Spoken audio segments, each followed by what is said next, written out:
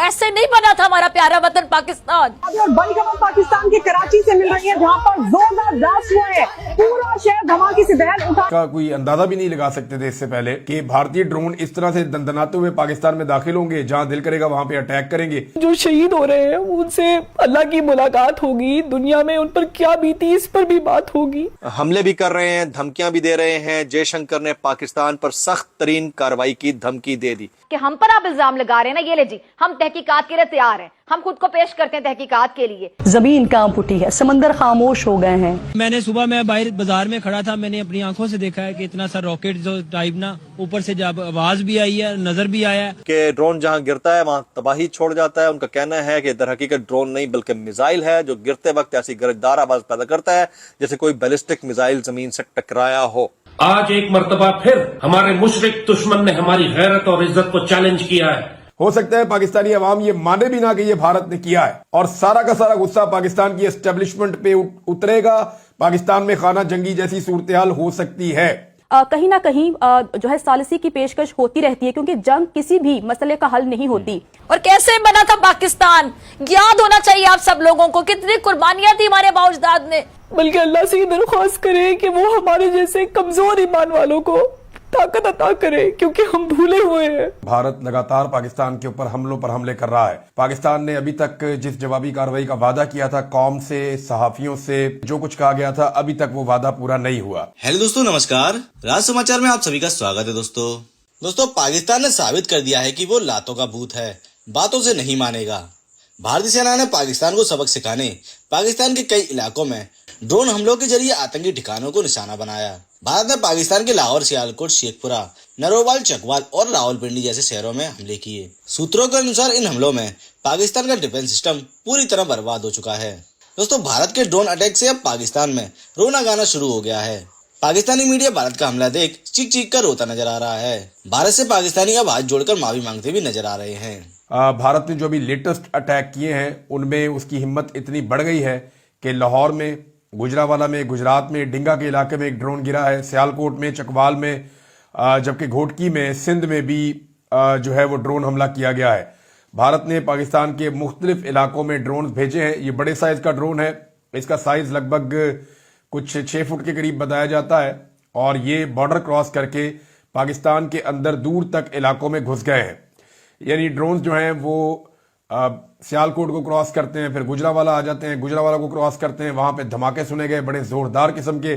चकवाल में एक ड्रोन पहुंच गया, यानी ये तो बहुत दूर दराज का इलाका है चकवाल का, इसके साथ तो कोई इंडियन बॉर्डर लगता भी नहीं है, और चकवाल तक पहुंचने के लिए सैकड़ों किलोमीटर का ड्रोन को सफर तय करना पड़ा। बॉर्डर क्रॉस करने के बाद लाहौर में ड्रोन दाखिल होता है बॉर्डर से, और बॉर्डर के पार से उसको कंट्रोल किया जा रहा था। का कोई अंदाजा भी नहीं लगा सकते थे इससे पहले, या तसव्वुर भी नहीं कर सकते थे कि भारतीय ड्रोन इस तरह से दंदनाते हुए पाकिस्तान में दाखिल होंगे, जहां दिल करेगा वहां पे अटैक करेंगे, अपने मिसाइल और अपने रॉकेट फायर करेंगे। और देखिए, ड्रोन एक ऐसी चीज है जिसके अंदर कोई भी पायलट नहीं होता, और ये कोई जहाज की तरह महंगा भी नहीं होता। इंडिया जो है वो रोजाना के हिसाब से भी अगर आप उसके 30-40 ड्रोन तबाह करते रहें तो इससे उन्हें फर्क कोई नहीं पड़ता इंडिया को। वो इतना पैसे वाला मुल्क है, और ड्रोन जो है वो इतना महंगा होता भी नहीं है। तो जब इतना अंदर आकर उन्होंने सियालकोट में हर जगह पे उन्होंने पाकिस्तान के अंदर अटैक किया और पाकिस्तान नहीं रोक पाया, तो सवाल यह पैदा होता है कि हमारी कैपेसिटी हमले को रोकने की, उसके ऊपर सवालिया निशान पैदा हो गया। अब भारत, बहुत मुमकिन है कि ये जो भेज रहा है ड्रोन्स, इनके जरिए से वो पाकिस्तान की कैपेसिटी भी चेक कर रहा हो अपने टारगेट्स के साथ साथ, कि पाकिस्तान हमें कहां तक रोक सकता है और कहां पाकिस्तान हमें नहीं रोक सकता। पाकिस्तान का वजीर आजम जो है वो मुबारकबादें दे रहा था कौम को, आर्मी चीफ को, बाकी सबको, कि जनाब बहुत मुबारक हो, आपने चांदनी रात कर दी। अब वो दिन के टाइम हमला करने के आए हैं, तो इस दिन के टाइम में आप क्या कहेंगे शहबाज शरीफ साहब? दिन के टाइम आपकी ईद हो गई, यानी दुश्मन आपके ऊपर एक के बाद एक हमला कर रहा है और आप आंखें बंद करके बैठे हुए हैं, जैसे कि नीरू बांसुरी बजा रहा था। ये सूरत हाल है शहबाज शरीफ साहब की और इनकी हुकूमत की, और एस्टेब्लिशमेंट भी ऐसा लगता है कि बुखलाई हुई है, वरना अभी तक उन्हें वापस जवाबी हमला करना चाहिए था। दुनिया का प्रेशर बढ़ता चला जाएगा जितना पाकिस्तान ताखीर करेगा। पाकिस्तान को टाइमली भारत को जवाबी हमले का जवाब देना चाहिए था, लेकिन अभी तक जवाब नहीं दिएगा। ये पाकिस्तानी अवाम का गुस्सा भारत के ऊपर नहीं जाएगा। हो सकता है पाकिस्तानी अवाम ये माने भी ना कि ये भारत ने किया है, और सारा का सारा गुस्सा पाकिस्तान की एस्टेब्लिशमेंट पे उतरेगा। पाकिस्तान में खाना जंगी जैसी सूरत-ए-हाल हो सकती है। हमले भी कर रहे हैं, धमकियां भी दे रहे हैं। जयशंकर ने पाकिस्तान पर सख्त तरीन कार्रवाई की धमकी दे दी। ये जयशंकर ने क्या बोला है, ये जरा सुनिएगा। If there are military attacks on us, there should be no doubt that it will be met with a very, very firm response. कि वो दोबारा से अटैक कर सकते हैं पाकिस्तान के ऊपर। अब ये हालात हैं, इसमें इन हालात के अंदर हम क्या कर रहे हैं मैं आपको बता देता हूँ। आपको पता ही है कि जब PSL होता है तो गाना रिलीज होता है, फिर IPL होता है तो भी गाना रिलीज होता है, फिर फुटबॉल वर्ल्ड कप होता है तो भी गाना रिलीज होता है, क्रिकेट वर्ल्ड कप होता है तो भी गाना रिलीज होता है। हमने इस रिवायत को बरकरार रखा हुआ है, और खुदा न खास्ता हम किसी इस तरह की सिचुएशन में जाते हैं जहां हमें शदीद तरीन रिटेलिएशन से जवाब देना पड़े, तो उससे पहले एक अदद गाना रिलीज हो चुका है अल्हम्दुलिल्लाह। पाकिस्तानियों के जज्बात की अक्कासी करता नया मिली नगमा मेरा इश्क पाकिस्तान रिलीज कर दिया गया है। हालांकि पाकिस्तानियों के जज्बातियत की जो अक्कासी है वो ये है कि इतने सारे ड्रोन्स पाकिस्तान की एयर स्पेस के अंदर एंटर कैसे हुए, इतने सारे मिसाइल 72 घंटे पहले पाकिस्तान की एयर स्पेस की जो लिमिटेशंस है उसको क्रॉस करते हुए पाकिस्तान के अंदर कैसे पहुंचे। जब आप जंग में जाते हैं ना, तो जंग में आप अकेले सिर्फ आपकी फौज नहीं जा रही होती, जंग में आपकी पूरी की पूरी अवाम, रियासत, उनकी अमलाक, कॉरपोरेट स्टॉक सब जा रहा होता है, इकॉनमी जा रही होती है।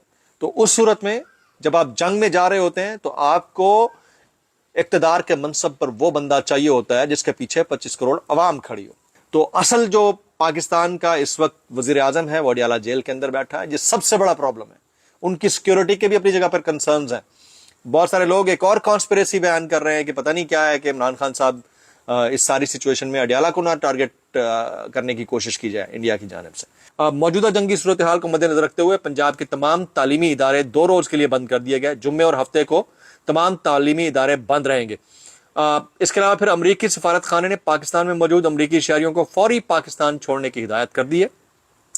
जफरवाल में भी भारतीय ड्रोन्स गिरकर तबाह हुए हैं। भारत के ओछे हथकंडों पर भरपूर जवाबी कार्रवाइयां जारी रखने का फैसला किया गया। इजलास के अंदर वज़ीर आज़म की ज़ेर सदारत आला सिविल और मिलिट्री क़यादत के सिक्योरिटी इजलास में यह फैसला किया गया है। अच्छा, मुकामी अफराद जो इस ड्रोन स्ट्राइक्स को विटनेस कर रहे थे वो फरमाते हैं कि ड्रोन जहां गिरता है वहां तबाही छोड़ जाता है। उनका कहना है कि दर हकीकत ड्रोन नहीं बल्कि मिसाइल है जो गिरते वक्त ऐसी गरजदार आवाज पैदा करता है जैसे कोई बैलिस्टिक मिसाइल जमीन से टकराया हो। तो ये वाली सिचुएशन है। इस सिचुएशन के अंदर जो हालात बने हैं वो मैंने आपके साथ शेयर करने थे। अभी बैरिस्टर उमैर नियाजी कौमी असम्बली में खिताब कर रहे थे। वो कहते हैं ये जंग है जो हमें बतौर कौम लड़नी पड़ेगी, मगर इस जंग को लड़ने के लिए आप ABC बुलाएं और इसमें इमरान खान को बुलाएं।